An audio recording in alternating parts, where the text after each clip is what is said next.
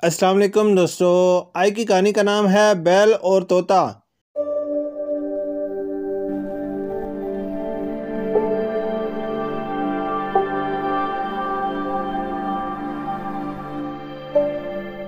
बैल को खूंटे पर बंधा हुआ देखकर तोता तन से हंसा, भाई तुम्हारे तो क्या ठाठ हैं। दिल भर हाल खींचना पड़ता है, किसान के डंडे भी खाने पड़ते हैं, तब जाकर तुम्हें चारा मिलता है। दिन की चिलचिलाती धूप भी तुम्हें अपनी पीठ पर झेलनी पड़ती है। बैल चारा खाते खाते रुका और बोला, तुम्हारी तरह दिन भर 4 दानों के लिए मीलों मील मारा मारी तो नहीं करनी पड़ती। घर लौटने पर इतना तो तय रहता है कि पेट भरने के लिए पूरा चारा मिल जाएगा, और फिर जो चारा खिलाएगा वो काम तो लेगा ही। बिना मेहनत के बिना काम किए खाना भी तो ठीक बात नहीं है। तुम कोई काम नहीं करते, चुपके से किसी के मकई के खेत में घुस जाते हो, किसी के बाग में चोरी छुपे जाकर फल कुतरने लगते हो। इस तरह खाने का अपना ही मजा है। तरह तरह के अच्छे फल खाने को मिल जाते हैं। अच्छे फल ढूंढने के लिए भी तो मेहनत करनी पड़ती है। हमें जो आज़ादी मिली हुई है इसका तो मजा ही कुछ अलग है। हम अपनी मर्जी के मालिक हैं। तुम अपनी मर्जी से कहीं भी नहीं जा सकते, अपनी मर्जी का खा भी नहीं सकते। तुम्हारे मालिक जो चने की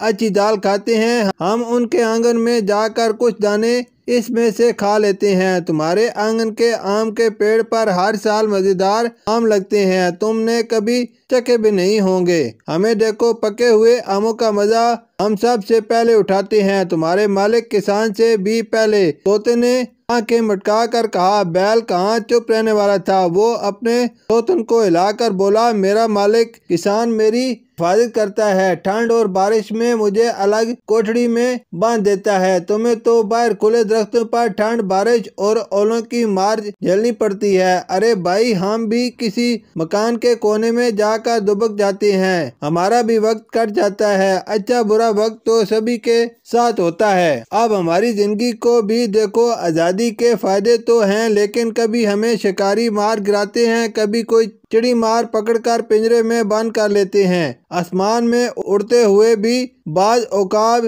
झपटा मारकर हम पर हमला कर देते हैं। आज़ादी मिली है तो इसकी कुछ कीमत तो चुकानी ही पड़ेगी। मजा और आज़ादी कोई मुफ्त में थोड़े ही मिलते हैं। तोते ने अपनी बात को पूरा करते हुए कहा, वैसे खुली हवा में सांस लेने का मजा ही कुछ और है। तुम सही कहते हो, बैल ने सर हिलाकर कहा, मगर मेरी जिंदगी सिर्फ मेरे लिए नहीं है। मैं जिस फसल को उगाने में मदद करता हूँ उससे पूरे खानदान की परवरिश होती है। मेरा मालिक मुझे चारा खिलाने के बाद ही खाना खाता है। वो सुबह उठकर मुझे पहले चारा खिलाता है, तब खुद कुछ खाता है। मेरी जिंदगी तुम्हारी तरह आजाद भले ही ना हो, मगर एकदम बेमायनी भी नहीं है। तोते को बैल की बात सही लगी। वो बोला, हम दोनों ही अपनी अपनी जगह दुरुस्त हैं। कुदरत ने हमारी जिंदगी को जैसे बनाया है, हमें वैसे ही जीना है। अच्छा चलता हूँ। ये कहकर तोता उड़ से उड़ गया। बैल देर तक सर उठाए देखता रह गया। शुक्रिया।